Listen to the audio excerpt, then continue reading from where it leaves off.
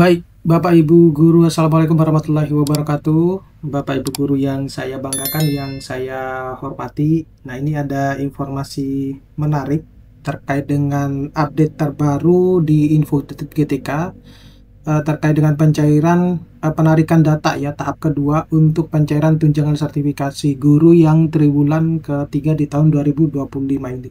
Jadi kalau Bapak Ibu Guru yang datanya belum valid ya, yang kemarin-kemarin waktu di tahap pertama itu uh, ada kesempatan untuk penarikan data di tahap kedua ini. Nah, tetapi kalau melihat dari apa yang Bapak Ibu keluhkan ya di kolom komentar YouTube saya ini, memang masih beberapa yang terlihat datanya tidak valid karena kekurangan 24 jam tatap muka tersebut dan juga tidak bertindak sebagai guru wali. Nah, saya juga bingung mau menjelaskannya dari mana.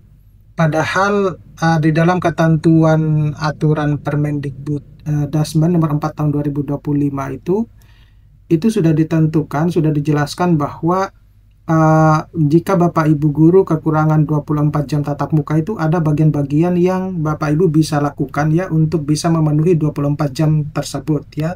Termasuk salah satunya adalah menjadi guru wali, tetapi guru wali di sini itu bukan sebagai tugas tambahan, melainkan sebagai tugas pokok gitu ya.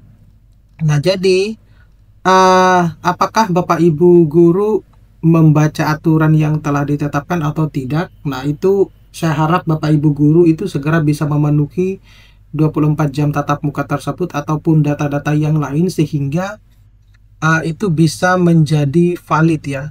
Dan masih banyak juga ya yang teman-teman guru yang statusnya masih kode 16 gitu, bahkan juga belum terbit SKTP-nya.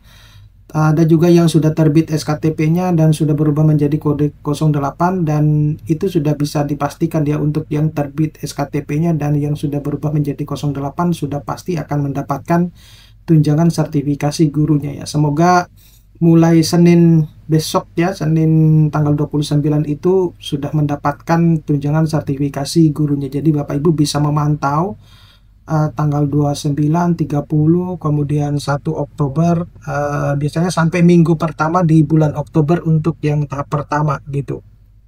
Nah, Bapak Ibu bisa memantau sampai sejauh mana gitu ya.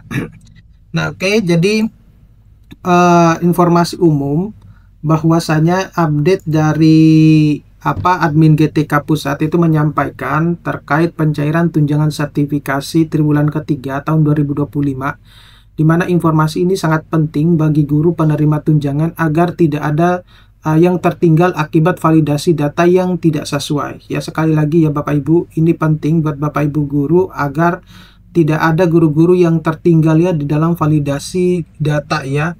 Nah, saya juga belum mendapatkan komentar-komentar para Bapak Ibu guru yang triwulan 1 dan triwulan 2-nya kemarin-kemarin sempat banyak yang berkomentar apakah sudah mendapatkannya atau belum gitu ya.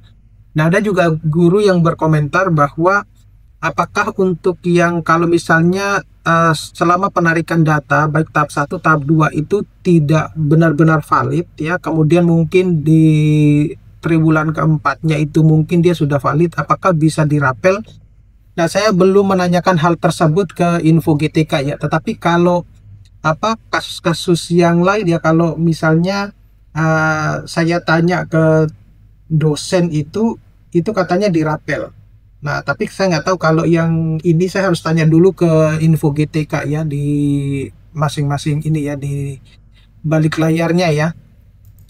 Nah, kemudian dalam penarikan data tahap kedua ini ya, jadi kalau teman-teman guru yang tahap pertama sudah selesai, sudah valid ya, dan mungkin sudah tinggal menunggu penerbitan SKTP ya, Bapak Ibu tinggal bersiap-siap untuk penerimaan tunjangan sertifikasi guru. Tetapi kalau teman-teman guru yang belum valid, ini ada kesempatan di tahap kedua. Jadi penarikan data pada tahap kedua itu ada beberapa cakupan. Dalam hal ini adalah penarikan yang meliputi guru dengan tugas tambahan utama ya. Nah, tugas tambahan utama itu seperti apa? Seperti misalnya kepala sekolah, kemudian wakil kepala sekolah, kepala laboratorium, kepala perpustakaan, dan jabatan ekuivalensi lainnya. Nah, itu yang diutamakan dulu. Nah, tugas tambahan lain itu termasuk wali kelas, kemudian koordinator proyek, kemudian pembina ekstrakurikuler, serta pengampu muatan lokal ya, dalam hal ini adalah PKL atau ASN tahun 2025. Nah, untuk khusus guru P3K, jika SPMT-nya yaitu surat pernyataan melaksanakan tugas sudah terbit sebelum Juli 2025 ya, Bapak Ibu perhatikan ya, khusus untuk yang P3K, kalau SPMT-nya sudah terbit sebelum Juli 2025, maka otomatis termasuk dalam penarikan data tahap kedua gitu. Nah, ini kabar baik karena sebelum validasi data guru dengan tugas tambahan tertentu seperti kepala sekolah dan wakil kepala sekolah itu belum masuk. Jadi kalau Bapak Ibu lihat di info GTK-nya itu masih uji coba, itu sebenarnya proses penarikan data di tahap kedua. Jadi Bapak Ibu nggak perlu khawatir ya. Nah, kalau yang khawatir itu justru yang belum valid ya, yang belum valid. Nah, itu yang perlu dikhawatirkan karena harus mencari informasi untuk memenuhi data-datanya biar valid gitu ya. Nah, itu yang perlu dikhawatirkan. Nah, poin-poin penting dalam validasi ini penting Bapak Ibu untuk Bapak Ibu pahami bahwasanya ada beberapa poin penting dalam proses validasi tersebut. Nah, kalau misalnya secara langsung itu tidak terlihat seribet yang dibayangkan ya. Jadi ini saya mencoba untuk menjelaskannya secara sederhana biar Bapak Ibu lebih paham validasi yang dibutuhkan itu, poin pentingnya itu apa saja ya. Jadi ini tentu menegaskan ya bahwa Bapak Ibu guru itu harus wajib paham ya, terutama bagi guru-guru yang data-datanya belum valid.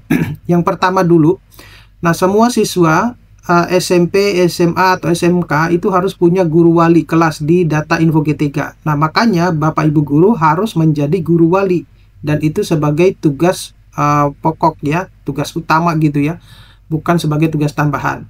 Kemudian guru dengan TTU, contohnya misalnya wakil kepala sekolah, itu wajib mengajar tatap muka minimal 12 jam. Gitu ya. Jadi kalau kasusnya wakil kepala sekolah yang mengambil tatap muka itu 16 jam ya, sisanya dikasihkan ke yang lain lah Bapak Ibu, targetnya pokoknya 12 gitu ya. Kemudian guru dengan tugas tambahan lain, misalnya wali kelas, pembina pramuka, koordinator dan lain-lain, itu wajib mengajar minimal 16 jam ditambah penugasan walinya gitu. Kemudian yang keempat itu adalah SK penugasan TTU ataupun TTL ya, harus masih berlaku dengan TMT maksimal 1 Januari 2025. Dan yang kelima itu guru BK tetap wajib mendapatkan penugasan wali kelas meski sudah bertugas sebagai guru BK. Nah, itu untuk guru BK ya. Selanjutnya itu yang poin ke-6 itu adalah jam mengajar di sekolah non-induk tidak lagi diakui kecuali atas rekomendasi dinas karena keterampilan khusus. Jadi Bapak Ibu guru yang masih mengajar di sekolah selain sekolah induk ya, tanpa ada SK dari dinas, maka tidak diakui jamnya berapapun itu, kecuali Bapak Ibu mendapatkan rekomendasi dari dinas ya, karena Bapak Ibu misalnya memiliki keterampilan khusus yang berbeda dengan guru-guru yang lainnya ya, semacam itu, sehingga dibutuhkan untuk mengajar lagi di sekolah non induk seperti itu. Yang ketujuh, guru bahasa Inggris boleh mengajar di SD sebagai guru kelas atau mata pelajaran, terutama jika di SMP tidak ada ruang pemenuhan 24 jam pelajaran. Itu juga boleh diperbolehkan khusus untuk guru bahasa Inggris. Nah, validasi guru bahasa Inggris di SD itu masih ditelusuri khususnya terkait dengan pemenuhan 24 jam. Kemudian mata pelajaran coding itu menunggu regulasi linearitas agar bisa divalidasi. Nah, guru seni budaya boleh mengajar di SD dengan catatan sesuai dengan kurikulum Merdeka dan jam mengajar terpenuhi. Yang ke-11 itu ASN wajib update data di Dapodik dan sinkron dengan BKN ya, baik itu pangkat, golongan, dan sebagainya. Nah, selanjutnya itu adalah ketentuan khusus untuk SLB ya. Nah, di sini Bapak Ibu bisa perhatikan bahwa berdasarkan Permen nomor 11 tahun 2025, guru SDLB dan TKLB tidak wajib diberikan penugasan wali kelas ya. Nah, dan namun dalam sistem GTK saat ini masih muncul validasi seolah-olah wajib gitu ya, sehingga guru SLB diminta bersabar menunggu proses penyesuaian tahap berikutnya, seperti itu. Nah, berikutnya itu adalah ruang diskusi dan implikasi ya. Nah, Bapak Ibu bisa lihat bahwa admin DBL itu membuka form kuesioner untuk menampung pertanyaan guru terkait dengan pencairan tunjangan sertifikasi, validasi data, dan SKTP triwulan ketiga. Jadi Bapak Ibu guru bisa curhat di situ ya, mempertanyakan apa saja gitu. Nah, pertanyaan yang masuk akan dibahas dalam sesi live streaming. Tapi ingat ya Bapak Ibu, yang berkaitan hanya dengan sertifikasi guru. Nah, hal ini itu menunjukkan adanya komunikasi dua arah antara admin dan guru agar masalah di lapangan bisa segera ditindaklanjuti. Nah, implikasi untuk guru harus segera mengecek data masing-masing di info GTK dan Dapodik, memastikan tidak ada siswa tanpa wali kelas, dan mengajar terpenuhi sesuai dengan aturan dan SK masih berlaku. Kemudian guru yang mengajar di non-induk harus mencari solusi di sekolah induk karena jam non-induk tidak lagi diakui. Nah, guru bahasa Inggris dan seni budaya itu punya peluang tambahan untuk mengajar di SD dalam rangka memenuhi beban jam ya. Dan guru SLB tidak perlu panik soal penugasan wali karena ada regulasi khusus meski validasi sistem masih berjalan. Seperti itu Bapak Ibu guru. Jadi saya kira cukup sekian, mudah-mudahan ini bisa bermanfaat buat Bapak Ibu guru. Nanti kita akan ketemu pada video-video berikutnya. Saya akhiri, assalamualaikum warahmatullahi wabarakatuh.